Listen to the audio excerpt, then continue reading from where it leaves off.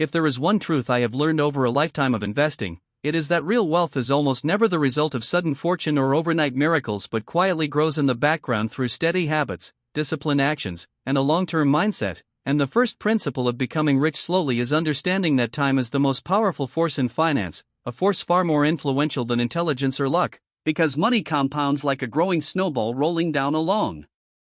hill, gathering more weight with every turn, and the longer that hill is, the bigger the snowball gets, which is why I began investing at the age of 11, not because I had some special genius but because I understood that every year you delay is a year stolen from compounding, and compounding does not reward excitement, genius, or speed, it rewards patience, consistency, and the ability to stay calm when others panic. And another essential truth is learning to live below your means even when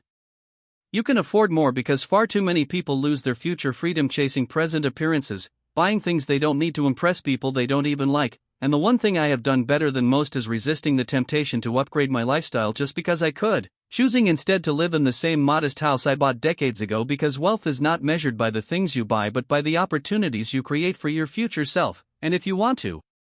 become rich slowly, you must invest consistently, month after month, year after year, whether the markets are rising or falling, because the person who invests regularly will always outperform the person waiting for the perfect moment that never arrives. And far too many people destroy their financial future by chasing trends, gambling on hype, and attempting to become rich fast, not understanding that fast money often leads to fast losses, while slow intelligent investing in companies with real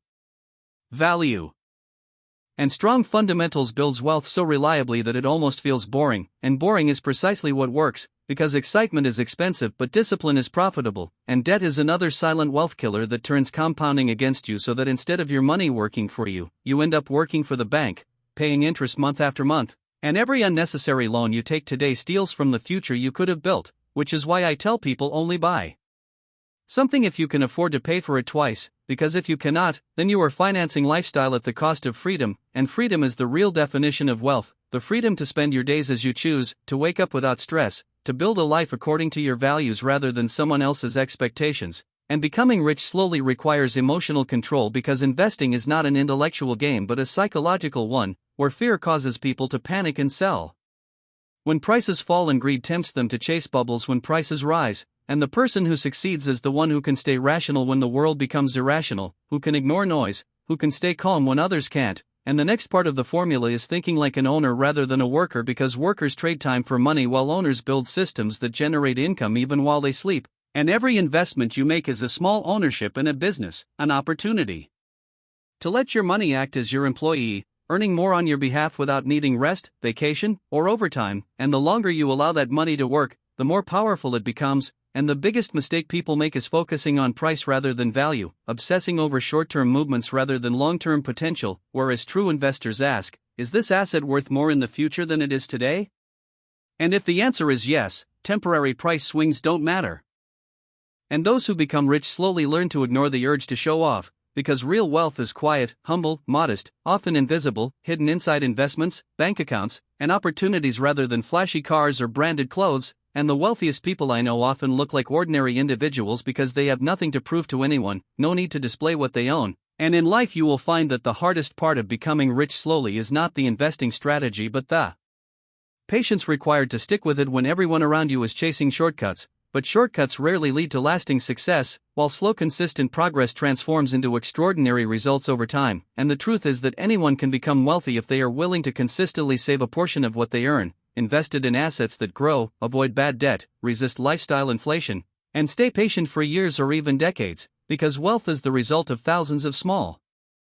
smart, quiet decisions made over a lifetime rather than one dramatic event. And if you have the discipline to ignore what is popular today and focus instead on what creates value tomorrow, you will eventually reach a point where your money earns more than you do, where your investments grow even while you sleep, where opportunities find you rather than you chasing them. And that, my friends, is the real secret of becoming rich slowly. You let time, not emotion, not impulse, not trends, just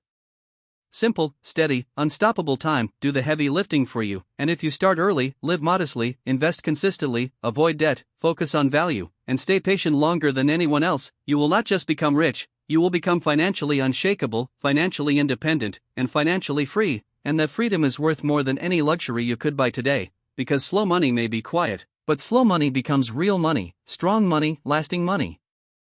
And as we continue exploring the true meaning of becoming rich slowly, I want you to understand that wealth built patiently is fundamentally different from wealth pursued through speed, because when you chase fast money, your decisions become emotional, frantic, reactive, and often based on envy, fear, or social pressure, while slow wealth is rooted in thoughtful choices, long-term thinking, and a deep respect for the relationship between time and value. And one of the most overlooked aspects of